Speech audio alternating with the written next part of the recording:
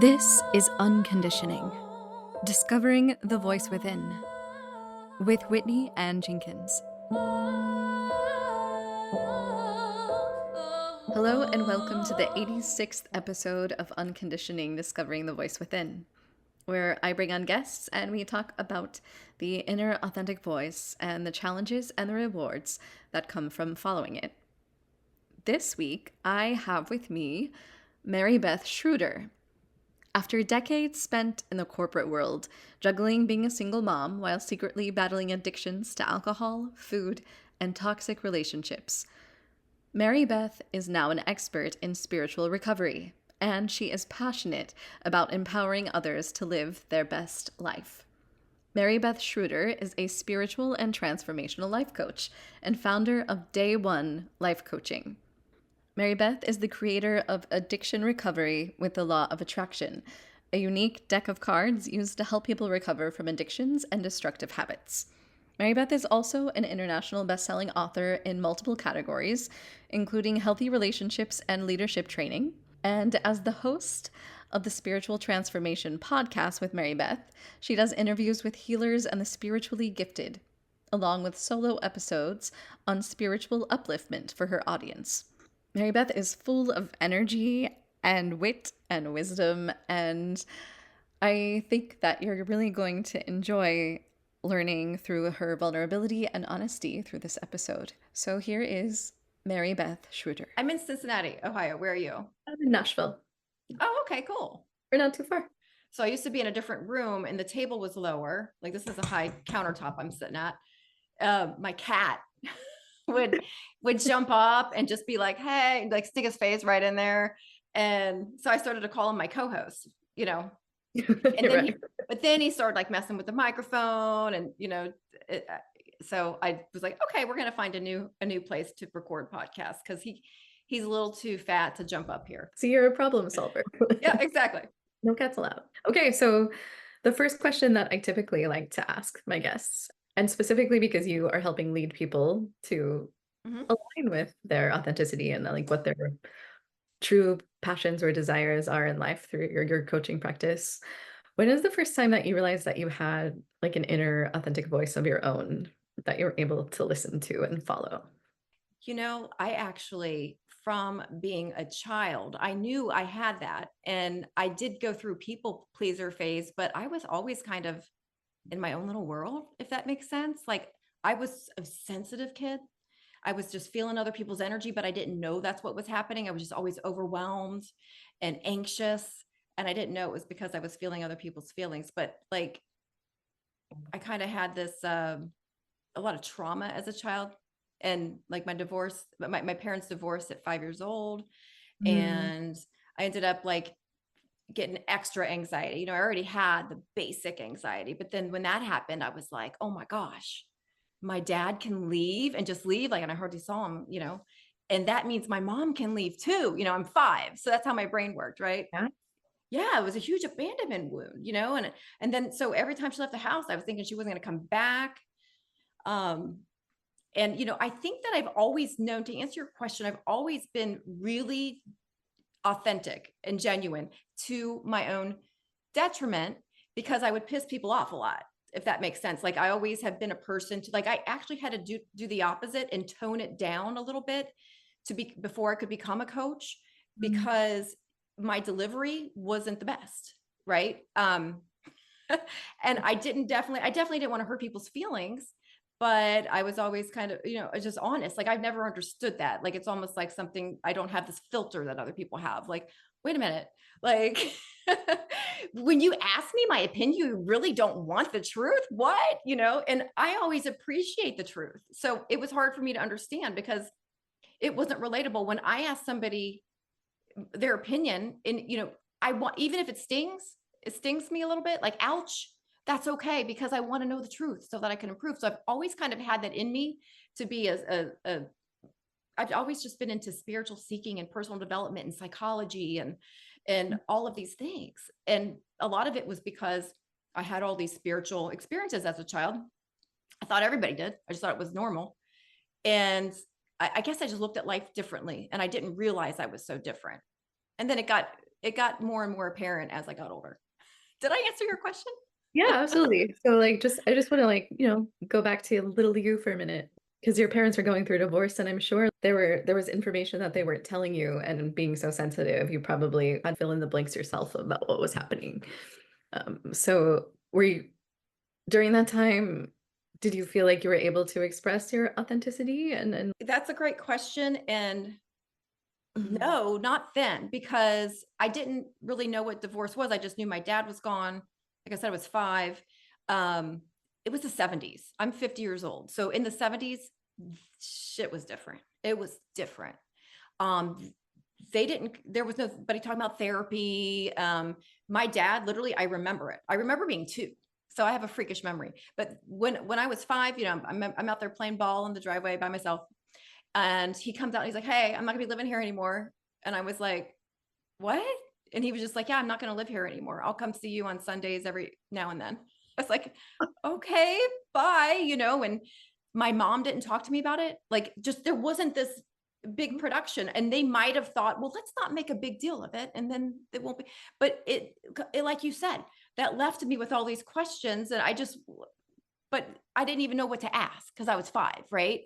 Now, this is going to sound silly, but we've got your big T traumas, and I don't think people count divorce as a trauma. It really, for a kid, it's a trauma. It causes abandonment wound. It caused a anxious attachment style, which is what later on led to my relationship addiction. And I think the divorce, even in a way, led to my anxiety, which led to my alcohol addiction.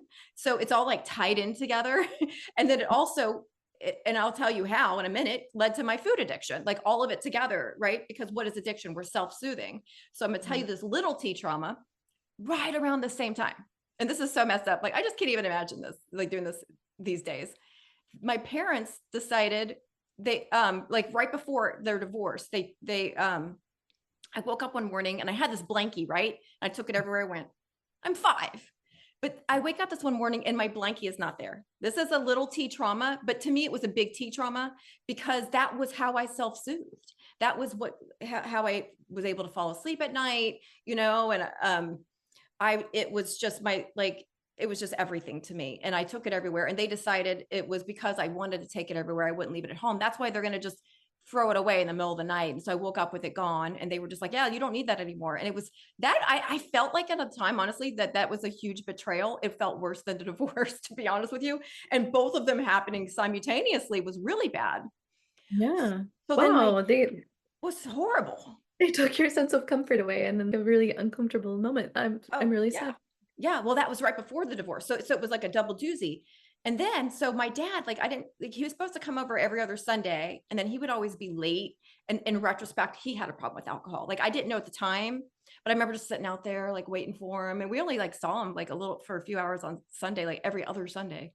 It's like, you can't even be on time. But I remember sitting out there forever waiting. And something that he did was he was really strict with food and what you could eat and sugar and things like that. So like we just talked about this. I was just with him this past weekend. He's 81 now, and he's like, because we're close to Halloween when we're recording this. And so he brought up Halloween. He goes, "Remember when I used to come in the house and take the candy?" And he did. Like, after my parents' divorce, he would come take our Halloween candy. He would steal it. And this was devastating to a kid. And my mom was also kind of strict with food and with sugar. So I'm telling you, like, it made me obsessed with it. And I call it the forbidden fruit theory. I got so obsessed. My first babysitting job, the first time I ever made money, which I was probably 10 when I was babysitting, which is pretty young, it seems like, but that's how it was. And I just went and I just used all my money for candy. That's when my sugar addiction started. I was able to finally buy stuff for myself, right? I And then, can relate to this so much. Yeah. yeah. Well, by the way, my son is 21 years old now. And I knew that that's what happened to me. And I did the exact opposite with him. I'm like, we're going to test the forbidden fruit theory. And I just made sugar not a big deal. He could have whatever he wanted. The kid does not give a shit about sugar. Like, his candy, like he would get candy and still have it, months and months later. And then I'd eventually be, "Aren't you going to eat your candy?" And it was like, make me crazy. Because I'm like, "I want to eat it," but I don't know. No, stay away, because I don't have a stop button. Like it's better for me just to be not start, because I'm a binger, and sugar is one of those things I can go on benders, like 3-day bender of sugar. So, but also I was going to say with my dad and my mom. So my mom went back to work after their divorce. So we were kind of put with this neighbor, and my mom's paying this neighbor and thinking we're being taken well care of, but she was really neglecting us. And we didn't have food or anything. So that was like this another imprint on me with the food thing. So I think this is all the stuff that got me to where I was obsessed with food. And I had a cat was the same way. And we adopted this cat that we rescued, was in a, what do you call it? Dumpster. Someone like did that. And he was starving, kitten. Well, he had that imprint, and he just got obsessed with food. And I'm like, this is definitely my soulmate cat. My Yeah, soulmate cat. I'm thinking also, I'm putting pieces together, and I could be completely wrong. But since you were so sensitive, like energetically, I feel like sometimes foods like that maybe make that energetic like feel A less. comfort, yeah, like that's what we call it, comfort food, right? And then I'll just tell you, the first time I had a drink of alcohol, I was 11, just to tell you, which sounds totally crazy, but it's the truth. I went on a vacation with a girlfriend of mine and her family, and they were more lenient. Like I had the strict family, and then they were lenient, but they didn't let us drink, but they left out all this alcohol all over the countertops, and they weren't in the place, they weren't in the condo. They had rented a condo, and we were just like, let's get into it, and we just made these concoctions, mixed a bunch of stuff together. I tell you that to tell you this: since I had that anxiety, because basically ever since my parents' divorce, I was in that my blankie was taken away. I just had generalized anxiety. Like now I can tell you, as an adult, my nervous system was completely dysregulated, and I didn't know that's what it was. But I just always was anxious. I had a fear of abandonment. Like I thought I had the anxious attachment, separation anxiety from my mom. Like I never felt okay. And like I'd call her like constantly, like she had to know that something was wrong, because I'd call her at work all the time, like, are you? And then I thought she was going to die on the way home. Like I just thought something bad was going to happen. It was just totally, my nervous system was just jacked up. So at 11, I have these drinks, and I was like, oh my God, this is it. This is the answer to all my problems. It was the first time that I could remember just not feeling anxious, and just feeling just, because I had the social anxiety too. And that's why a lot of us drink, right? It's a social lubricant. And I just never felt relaxed. And I was like, oh my gosh, I feel relaxed.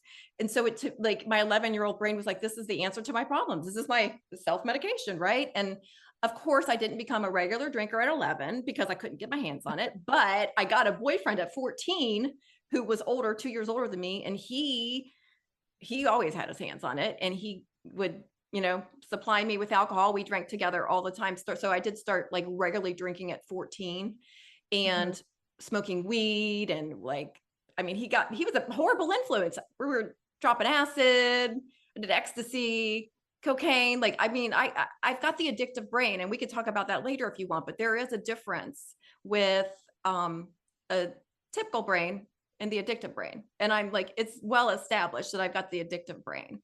So that's why Yeah. when I say like, some people can moderate, it's like you can turn that dial up and down a little bit. Okay, we can moderate. And I'm like a switch. Like I'm either all in or all out, right? I'm gonna go crazy. Like I said, the bingey stuff, like I don't want, it's the same way with cookies as it is with alcohol. Like I don't want just one cookie. I want the whole box. I want the whole sleeve, whatever, because I like it. And what I learned is addicts' brains, we just have so much more. Our reward center is different. Like the dopamine, the way that we handle dopamine is different, and we just get more pleasure and more reward from things. And I experienced that firsthand one time, how it feels to have a typical brain. Well, a few times, because I bought, we ordered this stuff called naltrexone. Have you heard of naltrexone?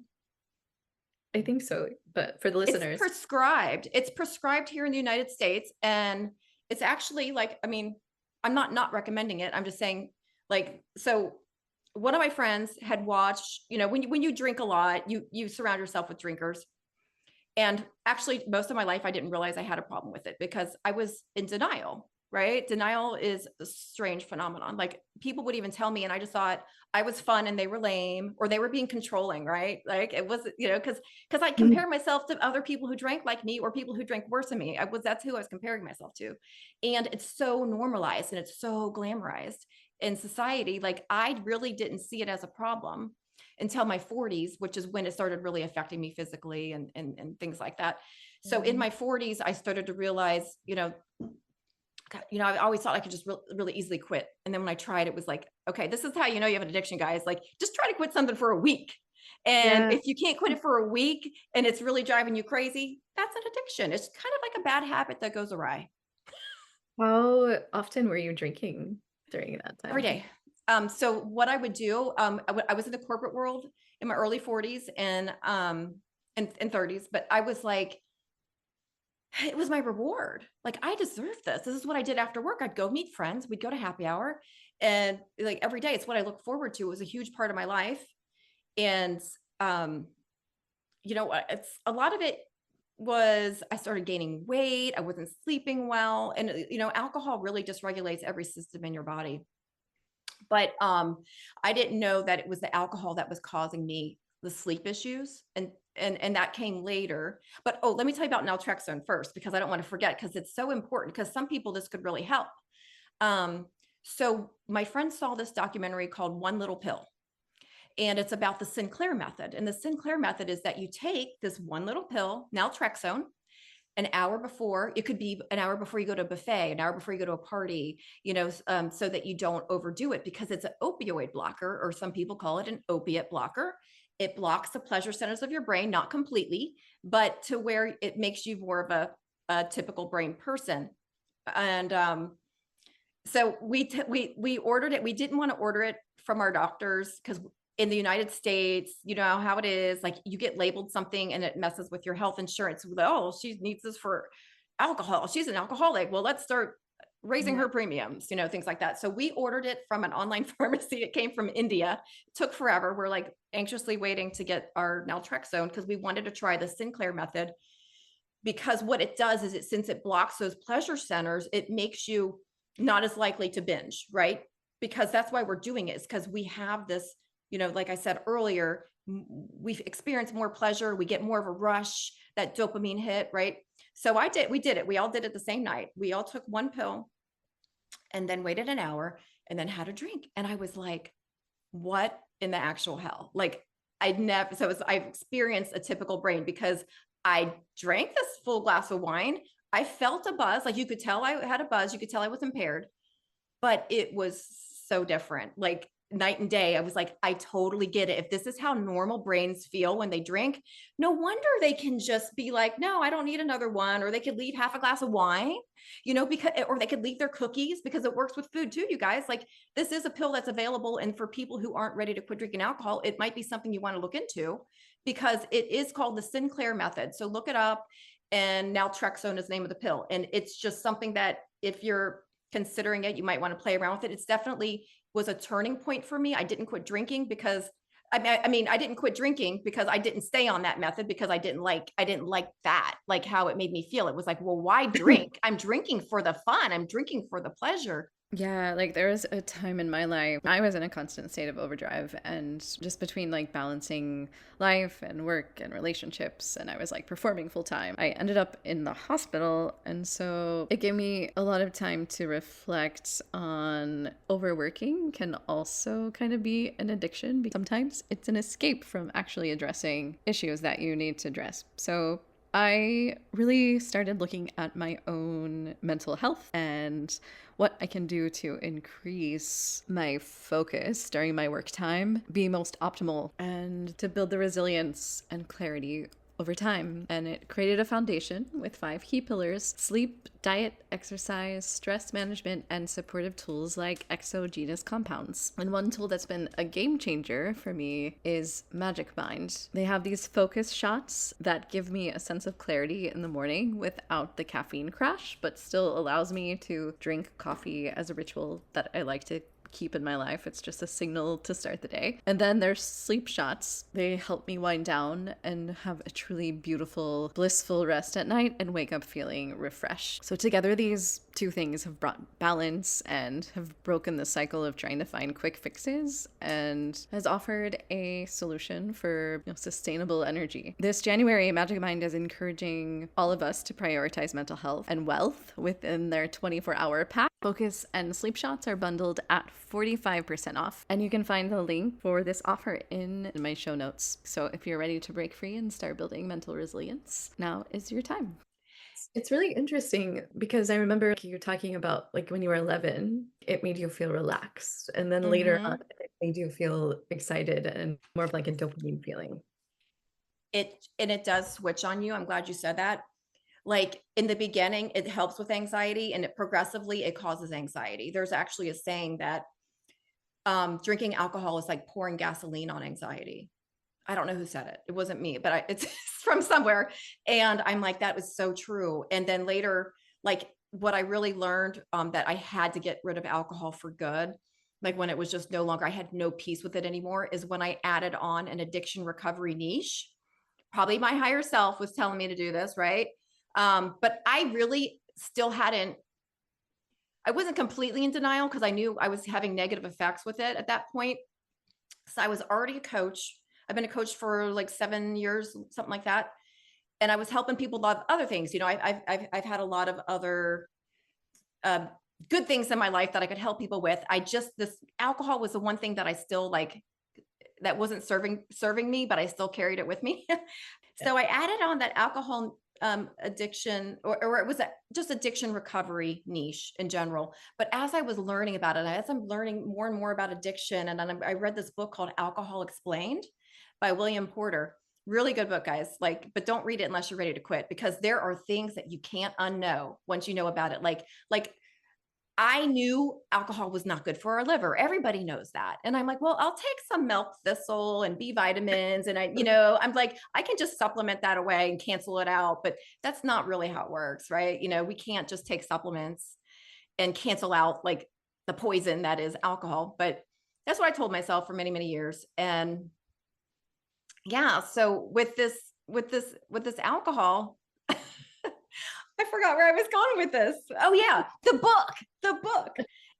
So I'm reading it, and Alcohol Explained, that's the name of the book. And he was talking about, he was just trying to figure out why he wasn't sleeping well. And so he starts doing research and then comes across all this information about alcohol and that it just destroys your sleep. And he said, well, alcohol is a depressant. So your body does the normal thing to counteract that depressant. We create stimulants, and this is what causes the anxiety later. So your body's doing something completely normal. We're going to make all these stimulants to counteract the depressant. That's what we're doing. We're balancing your body out. And so that happens every time. But as you get older and you drink longer, moderation stops working because your body will create like the same number of stimulants. It creates these stimulants in the first drink. So let's say your usual is like a bottle of wine, right? Which is so easy to do. Anyone listening knows it's so easy to drink a bottle of wine. You're out with your friends. It's not that hard. So like, then you say, okay, well, I'm only going to have one glass of wine tonight, right? But your body's already created the number of stimulants for your usual, and because it happens in your first drink. Well, about 4 hours after your last drink, that depressant wears off and all you're left with is those stimulants. So you're up in the middle of the night. Like if you're waking up at 3 a.m. with your heart racing, even if you only had one glass of wine, that's why, because your body's creating those stimulants, and then the depressant wears off and you're left with all the stimulants though. And then sometimes we call this anxiety. The next day we're left with anxiety because all those stimulants are still with you, and you don't have the nice depressant effect anymore. But yeah, it turns on you in life, where the same exact thing that was your solution to anxiety becomes the cause of your anxiety. Yeah. So did you have like a moment where you decided that you were going to stop alcohol? Was there like a rock bottom, or was it just Yeah, I didn't have a rock bottom. I was doing all of the spiritual recovery work that I knew to do, and just really dug into it a lot of, to be honest with you, like when I started learning about, I learned law of attractions. I've been studying it since 2006. So as soon as I knew how bad alcohol was, as soon as I got that knowledge, and then I'm reading this book, and I'm learning, oh, alcohol is a group 1 carcinogen. That means it causes cancer, and it's linked to 7 different types of cancer that we know of. And I think breast cancer and colon cancer might be number 1 and 2.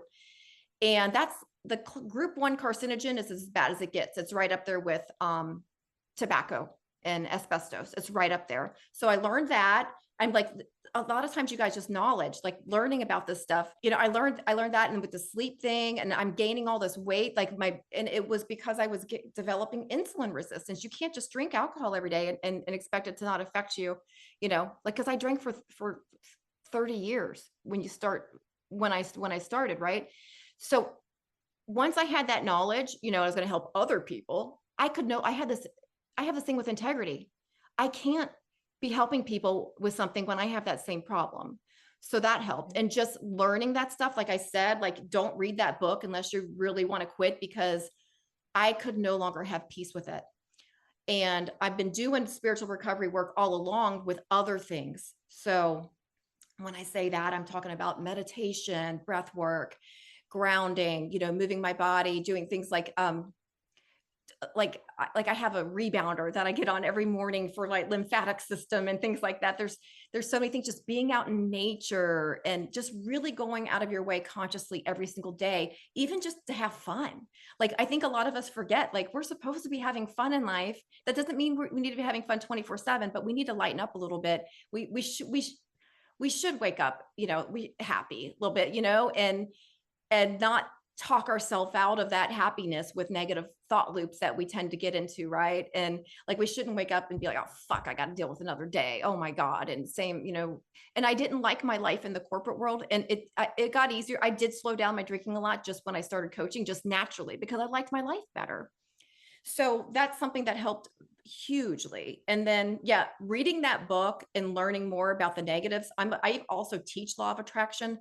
So it's kind of like, it's funny because it's like most law of attraction coaches would be like, focus on the positive. I'm like, when it comes to quitting addiction, focus on the negative, focus on all the negative things about what you're trying to quit. Because, you know, and also I'm doing all this like self-love work and shadow work and all of these things with my spiritual recovery. And you have to do it, you guys. It sucks so bad, but dealing with all that, it does while you're in it. But when you're dealing with all that childhood trauma and all that anger you have for how your parents weren't there to help you and protect you, and you know, you didn't have that safety thing as a kid, that was a lot of mine, and that abandonment wound that I had to deal with, and just bringing out all these rejected parts of yourself that you just have been, you know, trying to hide from yourself, bringing it to the conscious where you could heal it. It has to be done. So that was huge. And that like, if I didn't do that, but I kept doing this stuff every day consistently, and, you know, getting a good night's sleep, coming up with a morning routine. You know, there's so many things that we need to do, listening to music, listening to positive messaging, the things that, and by the way, when I say that, I'm not a positive vibes only girl, even though I teach love, I'm actually the exact opposite of that. I am a feel your feelings person, but don't dwell on them. Don't, because we could talk ourselves into depression. We could talk ourselves into anxiety. I've gotten myself into OCD thought loops, right? You know, like, we can create these diseases in our body. There's a huge mind body connection that we have to acknowledge. So I'm all of feel your feelings, but I also think, like, the more we practice, the more we can catch ourselves really quick and interrupt these patterns and get out of them. Like, that's how I am now. Like, I still acknowledge my feelings, but I know I'm not my feelings. And I think before I didn't know that. I thought that since I'm feeling this, that's me. And now we know, okay, we hear it a lot. We're the witness of our feelings. We're not actually our feelings. So, Yeah, you know, I think that's taking a step back. that's a really important point to make, I think, especially because I feel like law of attraction has this kind of like thing of, oh, let's stay positive and like, Good vibes only. and it's like a Hallmark greeting card and it turns a Yeah. lot of people off, but we cannot really transform until we look at the shadows. So I really appreciate that approach. Yeah. And it's up and down. Like, you know, I have like, nobody's like always, like Abraham Hicks would call it, in the vortex. Nobody's always in the vortex. And, you know, we're supposed to look at our feelings as guidance. Like Abraham would say, indicators. They're indicators. They're just there to show you something needs to shift a little bit. And I love the example they give where it's like, well, you wouldn't put a happy face sticker over your fuel gauge that's showing you you're little empty. You don't want to just put a happy face sticker on. You want to know that you're empty. You want to know you're depressed. You want to know this stuff and not shove it down. And then that way, that's how you fill yourself back up. That's how you fill your gas tank back up. It's an indicator. Especially like with what you were talking about with trauma earlier, if you don't allow yourself to feel the feelings, then they get stored in your body and you're not able to process them. And that's where all the like depression and anxiety comes from. So Absolutely. You push things down. Yeah, they're still there. And that's why you guys see like grown ass adults in an argument and they sound like they're 5-year-olds because they're in trigger mode. They're not even able to reach the rational, logical part of their brain when they're triggered. And that's, you get triggered because of those feelings that you shoved down and you thought that you actually, like, oh, they're just gone, but they're still there. And in your body, those feelings are still there no matter what you think. You're not really, it's just denial. It's just denial. They still live in your body. So how did you do it? How did you get over your addictions and how did that change your life? I think even the biggest one would be the relationship thing. And that was from the anxious attachment style. And then I became kind of like this people pleaser person because I was the middle child too, on top of everything. So the invisible child. And Gabor Mate, do you know Gabor Mate? He said this, and it was just like light bulb moment for me because he's a trauma expert. Gabor Mate says, when you don't feel wanted, you're going to make sure that you're needed. And that's how I was with my family. And that's how I became in relationships. And then I started to attract, right. Well, I'm a people pleaser because I want to make sure that you need me. And I wanted everyone to like me. And I didn't want to be abandoned. So then I had this anxious attachment style, clingy, the annoying type, like, don't leave me. And who did I attract? I attracted the manipulators because there's nobody easier to manipulate than a people pleaser because we want you to like us and we don't want you to leave, right? Yeah, I can relate to that very much. Mm-hmm. And I'm not like that anymore. That was a different journey. I have so many little different journeys, but that was definitely one that's why I ended up in these toxic relationship patterns. And just for your listeners, obviously when you're in a toxic relationship, it's going to feel unpredictable. It's going to be a roller coaster ride. Like you never quite feel safe. Of course, it's fun because it's drama, and drama is another addiction, by the way. You get addicted to that drama. You confuse passion for love. And, you should really feel like you're with your best friend in a relationship. It should be someone who's uplifting you. And when in my relationships felt more like my enemy, like they're competing with me or trying to hold me down or trying to control me, and it was not uplifting. So that's a good way to tell. But that was kind of what I was used to. My dad was narcissist. So I was, that's what we do is we find what's familiar and we have those patterns there, that subconscious, it's subconscious. It's also freaking chemical. I swear these days, like if I'm with somebody and I feel like this really attraction, this like huge attraction, like sexual chemical thing, like I want to run because that's usually a bad indicator for me. It means there's something very familiar that's from my past. Mm-hmm. And it's not good. The better relationships, like when I have healthy relationships, it's when I'm with someone who started out as a friend, it was kind of like a slow burn, but when they start out fiery, those end up being those, I was attracted to them because it's like your bite matches my wound. Yeah. It's comfortable. It feels comfortable because it's familiar. Mm-hmm. Yeah. Mm-hmm. And it really is. It's like, your bite matches my wound. We are a perfect fit in that way, but it's not the healthiest place to be. And then you bring in alcohol keeps you stuck in these situations. So that's why, like, I think because you're numbing yourself with alcohol, like I've had relationships where I want to be like, did we ever not drink every time we were together? Right. And I get a lot of clients who have problems with toxic relationships, codependency, trauma bonds, more so than alcohol. Believe it or not, like that's like because relationships are hard, let's face it, or dating, just trying to navigate today's modern dating world. And it's like, well, let's think about it. Like, I'm like, do you drink on your first date? Yeah, everybody drinks. Try not to drink on your first date, people, because I'm telling you, like that clouded judgment, and then you get the chemical haze going on. If they're attractive, you don't ask the right questions. So like, I've got this acronym for love.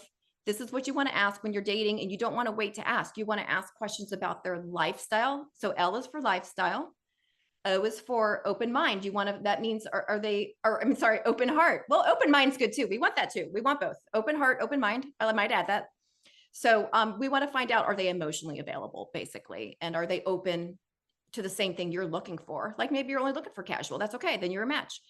If that's all they want. And then V is for values. And this is so huge. Like you think values don't matter. They will in the long run. You want someone to have the same values. And even if it's something as simple as, well, I I eat dinner with my family every Sunday at 1. We all get together, and he's like, well, I watch a football game on Sunday at 1. You know what I mean? Like, it's going to be a problem. You're, like you just want to talk about these things sooner than later, so you're not wasting each other's time.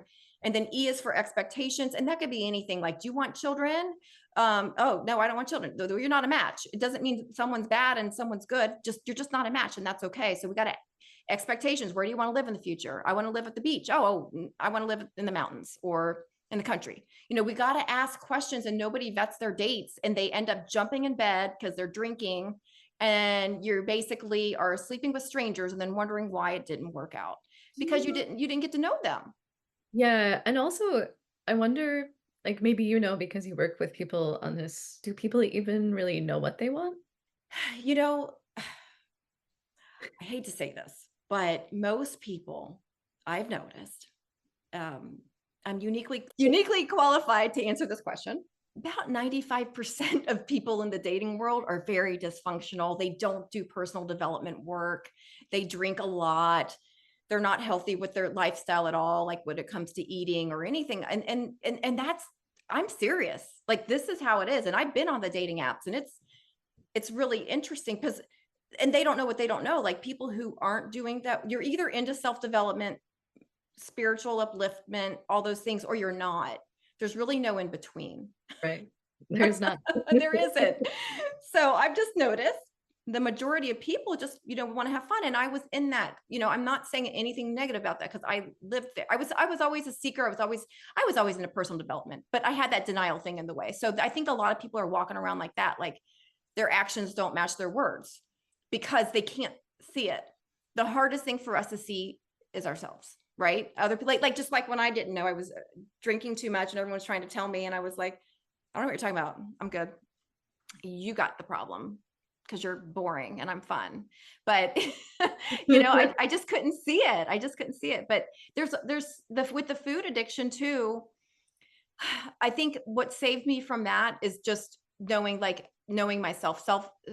I mean, for anybody listening, the first step is self-awareness, right? To get out of any addiction. Like with my food one too, like I just learned, like I suck at moderation. Once I get started, I don't have a stop button.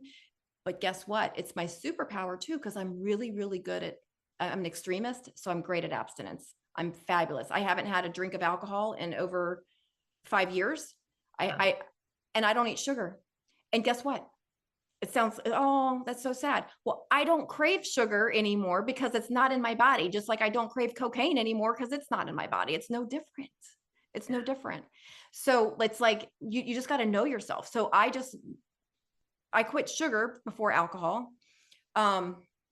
And it was really hard. Like, that's a really hard one because sugar is in so many things, you guys. It's in everything. It's hidden in everything. It's hidden. Yeah. Yeah. And then you get cravings. And that was with me. And I think that's the whole addictive brain thing. Like my son could have one cookie. Like he got lucky. And that's probably why he was that way, with the Halloween candy or anything. And maybe it was partly because of how I raised him, where I didn't make it a big deal. Like, sure, you can have some now and then, and didn't make it that forbidden fruit. But with my alcohol, I did get a DUI in 2008, but that wasn't even a red flag for me because everyone I knew had already had a DUI. And I didn't know anything about it. I found out they did after I got it, and I was like, oh my God, you guys, the worst thing happened, and I got arrested. And I'm telling them because I was on my way home from a party, from a club. Actually, it was a Valentine's Day little red dress party. I was going through my divorce, so I was a mess. I was a hot mess. I'm in this little red dress. And we did a couple shots right before, and then we'd leave. And so I had a half-hour drive from downtown Cincinnati to my house. And I really felt myself getting more and more drunk on that drive home. I was like, oh shit, what do I do? Do I pull over? Cause I'm on the freeway. Okay. So I don't know what to do. And as I was having that thought, I got pulled over. And I didn't know anything about it. So I blew. I didn't know. And I had just done those shots. So I blew really high because if you just had, it was bad. So I got arrested. I'm crying in a little red dress and heels on this because I had to do the whole test on the side of the freeway. I'm in heels, mascara running down my face, and he handcuffs me. I thought I was going to lose my son. I was freaking out. And But then the next day I'm telling everybody to warn them, like what, and they're like, oh yeah, I've had one. Everyone I knew had one. And I had to go on a 3-day getaway. I was ordered to go to AA. And that's when I learned that I'm not an AA person, and I'm not against AA, guys. If I'm a big whatever works person, whatever works for you, whatever tool you can use it. But for me, I was already, like I said, I've been a spiritual seeker since I could read. And I couldn't do the I am an alcoholic thing, because when we say I am, we're powerful creators. We are in creation mode. So Right. how can you sit like, I'm trying to not create that reality, and why would I repeat that and go into a room and tell the old story, when the real way you get out of addiction is you change your energy, you change your identity. Like, you shut the door, you close the windows. I don't go to any groups and tell the old story and stay in that old vibration. So I knew too much about law of attraction to do that. There was a turning point where I went to, so I overdid it one night. I was going to just have one glass or whatever, and I end up having a bottle and a half of wine. Wake up in the middle of the night with anxiety, because I'm like, oh my God, I had a coaching client early the next morning, and I felt like, oh my God. So I'm freaking out. I didn't have any alcohol at my house, because I knew better than to keep alcohol at my house. At least I knew that. So the next morning, like the grocery store was open at 7 a.m. So I go there at 7 a.m. and I'm up all night because I'm just freaking out. I'm like trying not to have a panic attack, because I'm like, I can't believe I did this. There's a lot of blame, shame, and guilt that goes on in this process, you guys. There's a lot of shame and guilt. I felt so bad and stupid and beating myself up, which is, it's just a vicious cycle. So I go and I get a bottle of wine. I think I bought 2 bottles and 2 gift bags at 7 a.m. because I was so embarrassed, because I was all shaky too, because I had all those stimulants. I was like, I was so embarrassed. I wanted them to think, well, I'm here. I'm not buying a bottle of wine to drink right when I get home, which I was, but I was buying that bottle of wine for a party that I was going to later. See, that's why I have these gift bags. So that was a turning point. And honestly, like, I'd been doing so much of the spiritual recovery works, all that shadow work, all the things, religiously. I just surrendered. I was like, I can't do this anymore. And I had that energetic shift. Like, I knew that I was done. Like, every other time I didn't trust myself, because we become addicts become really good little liars. We lie not only to other people, we lie to ourselves. Like, I would lie about, like, I would pregame, before I went anywhere, I'd have a glass of wine or 2 before I even left, because I didn't want people to know like how many drinks I was going to have. So I would do that too. But yeah, I had that energetic shift, for sure. And yeah, I learned that, I can't, you just have to, the risk reward thing wasn't worth it anymore. It really just became this, I can't do this again. I cannot take this risk. And the trade-off is too bad, because we really only have like 3 hours of fun, maybe. And then the whole next day is ruined. And then in your 40s, it's more than one day, usually, that's ruined. And so I just didn't want to feel like shit anymore. Wow. And I didn't want to be in that situation where I'm a coach teaching people how to do something I couldn't figure out myself. And so now I'm totally I don't teach anything that I haven't completely overcome myself. So you had an energetic shift which it makes it sound kind of easy in a way. But So it was a lot of work. And then it was all at once. It was weird. it sounds like there's a lot of work that goes into that. So how do you coach people the process of that energetic shift? So all of the spiritual recovery work that I was talking about, like doing, it wasn't really as magical as it sounds. It was because I'd had that buildup of doing all that shadow work. Okay. So we do a lot of that. We get to the root cause. A lot of coaches are not going to do that. I think it's necessary. We don't dwell there like someone would do in therapy, but I need to know a little bit about your history. We need to get to the root cause of why you're drinking to begin with. Because what are we doing? We're either filling a void, or we're trying to numb ourselves out. And what I learned, this is a great quote by Brene Brown, is we cannot selectively numb our feelings. We're also numbing the joy. We're also numbing all the happiness, like we're in the love and all these things we could be feeling more. We can't feel it because we're so numb. So we can't selectively numb our feelings. And I was like tired of that. Like you have to, it was just practice, everyday practice of learning how to feel my feelings. And I was, when I said I drank every day, not those 2 years I was a coach. The first 2 years I was a coach, I was really slowed down a lot. And I was trying to quit. I would call myself mostly sober. So it can be a journey for some people. And then I would screw up and I would relapse, and so that's when that shift happened, that was the first time. That's what I'm saying. I actually trusted myself because I felt this shift. And I know it wasn't because of one thing. It was because of all the things, all that work I'd been doing on myself. And then you just finally reached this tipping point, I would call it, and I had a spiritually transformative experience when I was 18 years old that I didn't know why it happened, but in retrospect, hindsight, I'm like, oh my gosh, it had to happen because because I know coaching is my life purpose. I know I'm doing exactly, it's the first time in my life that I've known this. And I think it was because, so I'll tell you what happened. One of my fears was of death. I was afraid of death. And even though I'd had all these, I'd lived a paranormal life. I'd lived in a haunted house. I've seen stuff. I've had a lot of spiritual activity in my life since I was a kid. So I never questioned anything because I knew firsthand, like that stuff's real. And there's a lot of other energies and beings everywhere all the time. And, and not everybody can see them, by the way. Oh, I thought they could. So, I was afraid of death though. And I got into near-death experience books. Like I started to read them, and this was probably 1992. And like to help calm myself down about it, I wanted to learn about it. And so I'm reading these books. I was totally sober. Like I was just reading this book, and something about reading it, it was like my soul remembered, like, oh yeah, this is how it really is. All that stuff that they taught me in church, because I was raised Catholic, like that's all a bunch of BS, and that's all a bunch of BS. And I was just like, my soul remembered. That's the best way of saying it. And I just went into what I would call, I had no idea what was happening to me back then in 1992. We didn't have the internet. We didn't have anything. But now that I've done research on it, I would say that I slipped into the fifth dimension for 2 weeks. Okay. Like I was in this, it was a paradigm shift. I was in another dimension, but I was still here, but I was living in 5D while I'm still here. And I'm telling everybody like, oh my God, cause I was just all these feelings of love and bliss. And it was kind of like having a near-death experience, but still being in my body. And I was able to see how everybody was connected. And I would think a question and get the download of the answer. And it was so crazy. And I'm telling people, and they're like wanting to commit me to an insane asylum. And nobody understood anything I was talking about. So the world, of course, like I couldn't stay there because the whole world's in 3D, and it brought me down, slowly brought me down.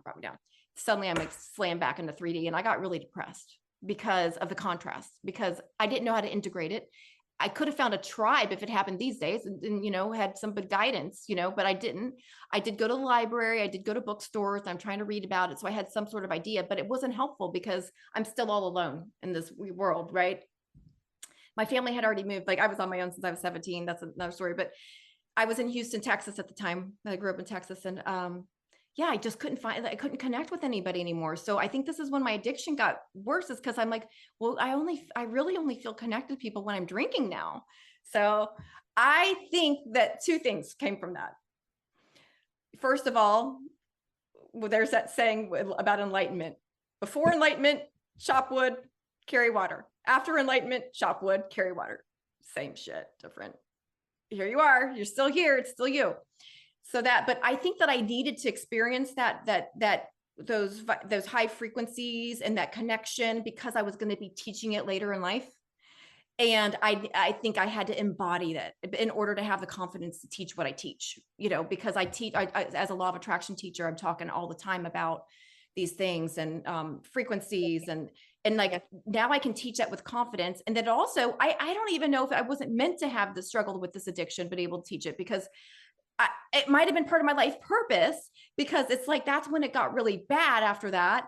And then learning to recover is the only way I could help other people. Cause I might've been one of those people like, oh, if you just drink, you're just weak. Why can't you just stop? So I think I had to embody the addiction and embody the frequencies, and it all fit together and it all unfolded beautifully. Yeah. Because like, as you go deeper into the shadows also, like it makes the contrast even more Absolutely. Including those toxic relationships. Like I even had a toxic friend, a friendship, a female for 8 years. And I'm so thankful for all of these people because it made me so wise, so discerning. Cause I was this naive chick, cause when we're nice people, we just think everybody else is nice too. Like we don't understand, like not everybody operates that way. Right. So I had to learn that. I had to learn the shadow side before I could help people with the light side of things.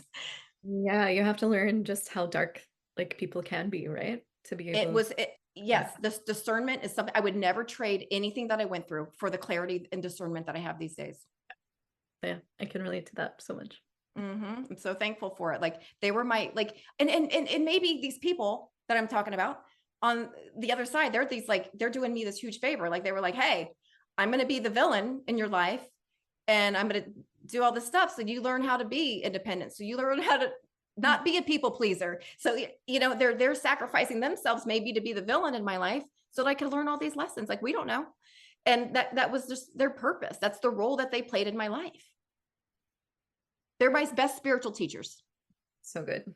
Yeah. So if people would like to work with you, what does that process look like?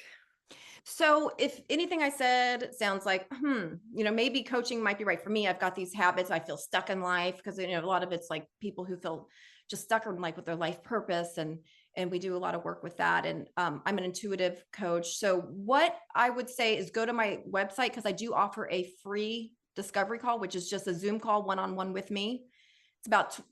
Well, I always say 20 minutes. It's never 20 minutes, always goes longer, but let's say 30 minutes of your time. And we talk over Zoom. You give me a little bit about your background and your story and what you're trying to accomplish, what goals you want, because that's what coaches, we're helping you reach goals. And I will tell you a little bit how I work. We see if we're a match. I'll tell you up front, I'm definitely not a match for everybody. Not everybody can handle this energy. No, I'm kidding. I've got a lot of energy. Everyone's like, are you on cocaine? I'm like, no, this is natural. You should have seen me when I was on cocaine. But anyway, yeah, so not doing a good selling myself here, but yeah, so I just have a very high energy. So essentially, we have that free call. If I'm not a good match, I will definitely be honest with you. And then I will guide you. I probably know someone personally. I have a lot of connections, or maybe a program, or I will guide you somewhere else to someone who's a better match, because I'm definitely not for everyone. And go by how you feel. Like if you're listening to me and you really feel like what I'm saying resonates and you like my energy, yeah, give me a call. You have nothing to lose. It's a free call. And worst case scenario, I guide you somewhere else. So, but usually if you like my energy, when you're listening to me, you're going to like our coaching sessions. Cause I think my whole goal is to make healing fun, like as fun as possible, there's a lot of laughing. People say they feel like they're buzzing when we get off of a session, like, cause I'm raising your vibration. Right. I think when you dip your toe in and you start, the challenging parts kind of like almost become fun because like, like that you can transform them, like you can get to the other side. It does. It becomes like a game. It really does. And that's what I like. That's how it should be. Like, if you're not waking up happy every day, like I want to get you to the point where you're just wake up and you're like, what can I do today? Like, what can I do to create fun? What trouble can I get into even? Like, let's make life fun. Just don't forget you're a powerful creator and everything is energy. And we do little things like that where you can gather evidence like by how you think and how you feel and what did you manifest that day. We can start to gather evidence like by doing smaller things at first, because we can only attract what's in our personal belief system. And that's why people think law of attraction doesn't work, because they don't realize, well, it works different for everybody because we all have a different point of attraction. And the first part's going to be all of your limiting beliefs, all your programming, everything that you were taught from birth. That's part one of your point of attraction. Then you have your momentum on a certain subject. So that'd be your health is one subject, money is a subject, relationships are such. So like you could have a horrible momentum in relationships, but a great momentum with money, right? You could have your different momentum on everything. So it gets even more complicated, more individual. And then plus, how do you feel right now? So it's your programming, plus your momentum on a certain subject, plus how you feel right now. It's not the stuff you see online, you guys. Like it's so complicated. But the good news is you can change your limiting beliefs. You can't. Sometimes we just need help doing that. And something I want to make sure that I say, because this changed my life, is because I was attracting narcissists and cheaters and liars and manipulators even after, like, I was like, why am I still attracting this? And then it started to make me question law of attraction, because I'm like, if we attract what we are, and then I'm like, am I a narcissist? Because I know I'm not a liar and a cheater, but I'm like, am I a narcissist? Because why am I attracting this? So I'm like, I did enough research. No, you're not a narcissist. You wouldn't even be Googling this question, by the way, but they don't question themselves. But anyway, at the end of the day, I learned through these law of attraction expansion courses and things, we don't only attract what we are, we also attract what we judge, anything we have an energetic spark with.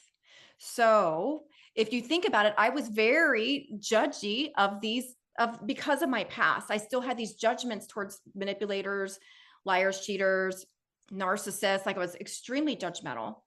And that's why I kept attracting it. So that was another journey. Like, I've had a million journeys. That was another journey I went on to get to the point of forgiveness. And so that I would quit having this energetic spark. So I'd quit attracting the same thing over and over again. And it just, to fast forward, I had to come to a point of compassion, and think like, hey, these people, they were babies. They were a clean slate. Stuff happened to them too. Like, for them to get to this point where they feel like they need to manipulate and lie to get love, that's pretty sad. And then you really look at their history, and it kind of makes sense. Usually if you look at their history, if you know them enough, you're like, that's why you're like that. I get it. So we got to come to a place of compassion and forgiveness. That doesn't, by the way, we don't need to keep people in our life. We can forgive them from a distance, because we don't want to be enablers. We don't want to be doormats. And like the people pleaser I used to be, I thought like spirituality, like you had to keep forgiving people. Like, that's a spiritual way to be. Self-care first. We have to take care of ourselves, and do not go to the self-betrayal direction of forgiving people over and over again who are abusing you. That is not spiritual. Okay. But anyway, I went on a tangent, but yeah, day1lifecoaching.com is how you can find me. DAYONE lifecoaching.com. And I'll put those links into the show notes so people can find you really easily. And I could offer your listeners, I have this deck of cards, Addiction Recovery with the Law of Attraction, that I made. Ooh. And this came to me as a download. I would actually, after I was sober, of course. And so it just came to me all at once, and I took action on it. We got to take action on those inspired ideas, you guys, because someone else is going to get them if you don't. That's another thing about law of attraction. There's no law of attraction if you're not taking action. You can't just sit home on a meditation cushion, think positive thoughts. That's not how it works. You got to take action. So I'll use coupon code Whitney. How about that? Coupon code Whitney. And I'll put that in and $10 off on my website.